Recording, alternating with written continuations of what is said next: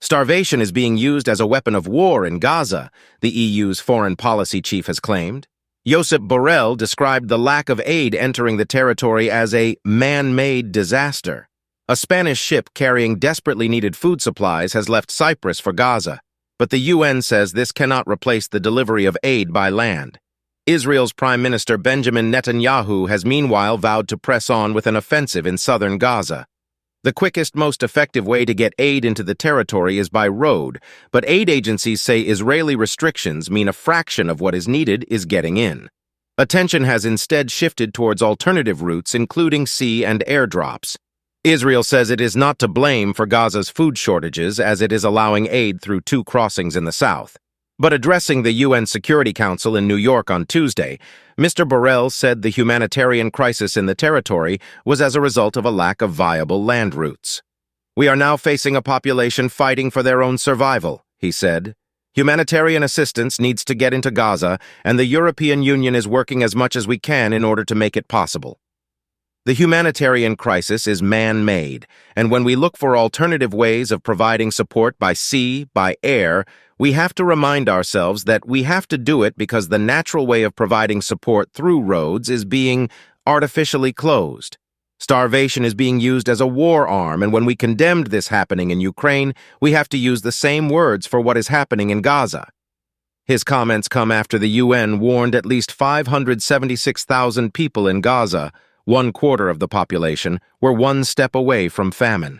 The territory's Hamas-run health ministry says at least 27 people, many of them children, have died as a result of malnutrition and dehydration at hospitals there in the last 2 weeks. Currently en route to help is the Spanish ship the Open Arms, which set sail from Larnaca just before 9 o'clock, 7 o'clock GMT, on Tuesday, towing a barge loaded with 200 tons of food supplies.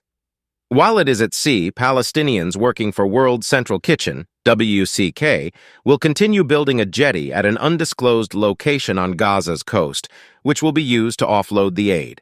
A U.S. military ship, General Frank S. Besson, is also sailing towards the Middle East carrying equipment to build a temporary pier, which WCK says is unrelated to its own project.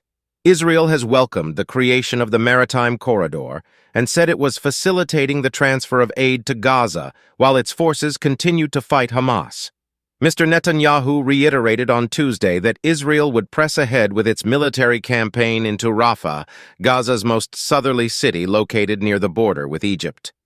"We will finish the job in Rafah while enabling the civilian population to get out of harm's way," he said in a video address to a conference of the pro-Israel AIPAC organization in Washington on Tuesday. Meanwhile, the UK's Foreign Secretary Lord Cameron has urged Israel to open the major port of Ashdod, one of the country's 3 main cargo ports located just south of Tel Aviv, to seaborne aid deliveries destined for Gaza. The war in Gaza began when Hamas gunmen attacked southern Israel on the 7th of October, killing about 1,200 people and seizing 253 hostages. More than 31,180 people have been killed in Gaza since then, the Hamas-run health ministry there says. Weeks of talks involving U.S., Qatari, and Egyptian mediators have failed to bring about a ceasefire or hostage exchange deal. Kindly like, subscribe, and share your thoughts in the comments section.